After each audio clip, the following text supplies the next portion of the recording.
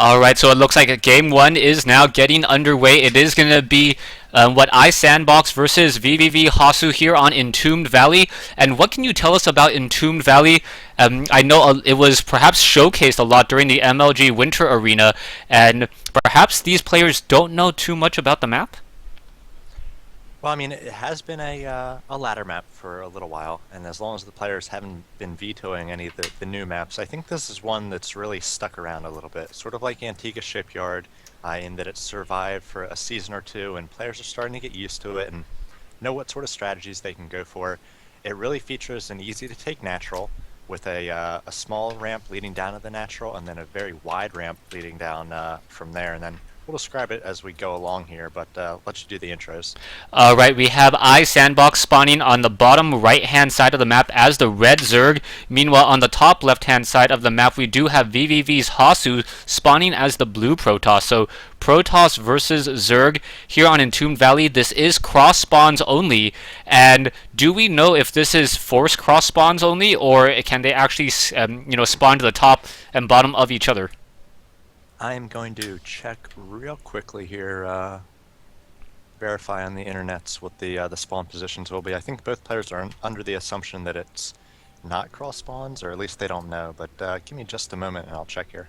All right, so you see Sandbox now scouting out in the counterclockwise direction, making his way out to the north with this Overlord. Now, taking a look at the map and the positioning here, the natural expansion should be fairly easy to defend. There are multiple cliffs leading in, and there is also destructible rocks leading to a third base. So that is very easy for a Zerg to try to establish. They can easily establish that a little bit more easily than, say, Zelnaga Caverns, as the Zerglings can get to the other side of the rocks much more quickly in order to establish that expo. And there is also an uphill ramp as opposed to a downhill ramp trying to defend it. We now also see a Forge fast expansion coming in. This is a little bit of the first time I've seen a Forge fast expansion coming in on Entombed Valley, but Hasu does have a very nice narrow choke point possible here, so it shouldn't take too many buildings in order to get this set up.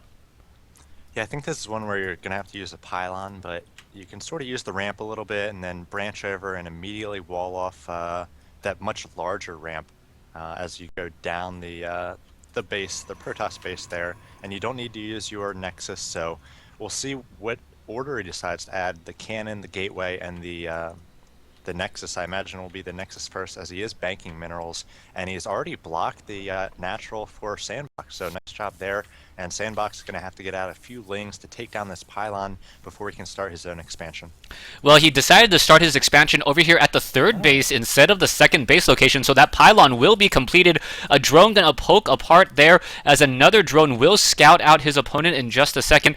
It doesn't look like the wall-off will complete. However, a gateway may be added eventually. The drone will spot this, and Sandbox knows that there's not going to be that much early aggression, so trying to establish 3 bases well before the 6-minute mark is a possibility, as you now see Sandbox about to float about an additional 300 resources. He does have his spawning pool, but he's not training any queens, or only has 1 queen so far.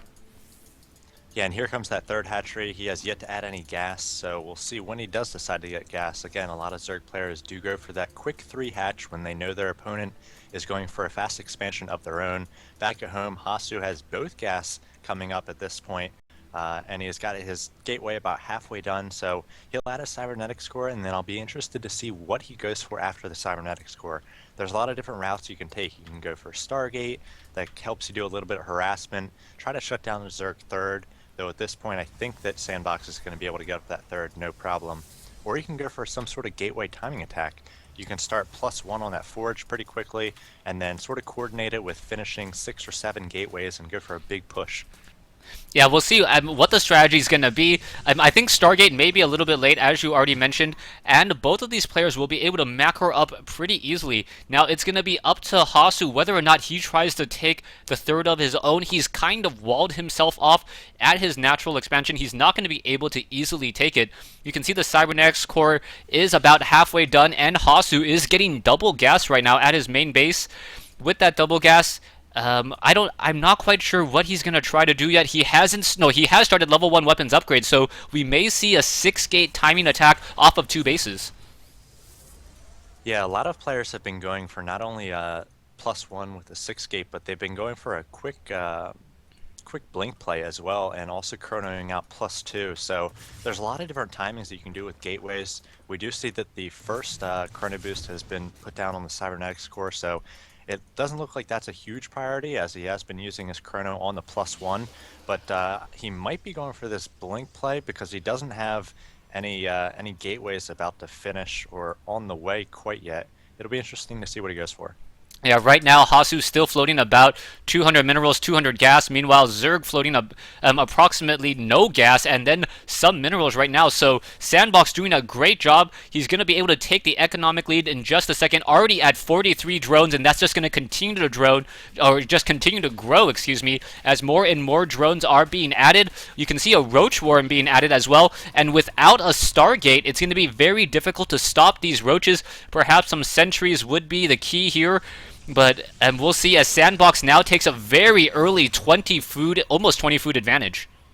Yeah, this Roach Warren is a little bit early to defend against any sort of timing attack, though it's going to be, I suppose, a decent time to do that. But it looks like Hasu immediately going for +1 armor as well, so it doesn't look like he's going to be pushing out anytime soon. He might have mismanaged his chrono a little bit, using a few too many on the Forge rather than the Cybernetics core, because a lot of Protoss players will have the Warp Gate and the +1 attack finish around the same time with their Chrono Boost management, but Hasu's immediately started that second upgrade, and he has yet to go for a Twilight Council, so it looks like he's just going to be getting the +1/+1, and then not sure if he's going to be pushing out or going to be taking a quick third. It looks like it might be a third.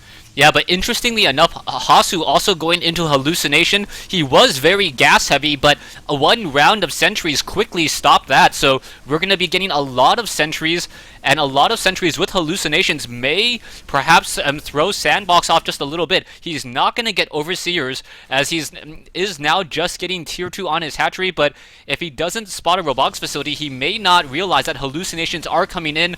Zealots and sentries, stalkers taking down the rocks, and I believe a third base will be established right about the same time as Hasu tries to move out. You know, we've seen Protoss players do this more and more as they sort of fake, as we see a lot of Lings here might have been able to get us around. The Protoss players sort of fake aggression, and these gateway timings have really been figured out by Zerg. So instead, we see a lot of Protoss going for a quick third base, and Sandbox has an Overlord there to spot it, and he looks like he's looking to get aggressive here with a lot of Lings and a few Roaches, but the first Hallucinated Phoenix is going to be able to spot that, and it looks like this third may be denied by Sandbox. You'll see what's going to happen. Hasu now just running back into his base. Hasu forced to cancel here. There is one Phoenix keeping track of the units. I don't know if Sandbox knows that it's an hallucination. It hasn't done any shots at an Overlord just quite yet. So Sandbox may be thinking, okay, there's going to be Void Rays, but instead there are going to be Colossi and Immortals. And check out the food difference, 151 to 89. So a lot of that is Roaches, which do take up 2 food, but we're going to need some expert force fields here by Hasu to try to fend off this big attack which Sandbox is pushing out with. Yeah, we'll see what's going to happen. The Immortals will have +1 upgrades, which will definitely help. And now more Immortals still being added as a second, as the Robotics Bay is not yet quite done. Sandbox now knows that it is in fact an hallucination, as the units are now pushing their way out. Nice force fields. Only half the Roaches are able to engage, but now the Roaches were able to focus down the one with the Guardian Shield. And here we go. What's going to happen? The Immortals need to turn back around, attack, and now more force fields come in. Roaches dealing a lot of damage. The Photon Cannon even joining in on the fight. But is Sandbox going to be able to break down this front door? Yeah, this is so many Roaches. He's got 32, another 8-9 on the way, and he's going to be definitely taking down this front door. He might actually just win the game outright here. Roach speed has finished, so reinforcements moving very quickly across the middle of the field. We haven't mentioned it, but some great creep spread as well, making this basically a highway right to Hasu's base, and these Roaches doing work right now. Hasu forced to pull probes. He's taking a few shots on the probes, but just down to his last few offensive units, and it looks like he's going to lose right here. Yeah, Sandbox just max, or getting up to almost max by now. He decided to engage and knew that he had large enough economy and just constant waves of Roaches to take game 1 here on Wednesday night StarCraft. And Sandbox pretty impressive there. He timed out a +1 attack there on the Roaches as well, and just a nice job of not making units until he, sort of that mid-game timing. He hit right when Hasu was trying to invest in both the Colossus tech as well as a third base. He had some pretty weak gateway units and just sentries, a few zealots, and Sandbox was able to overwhelm him.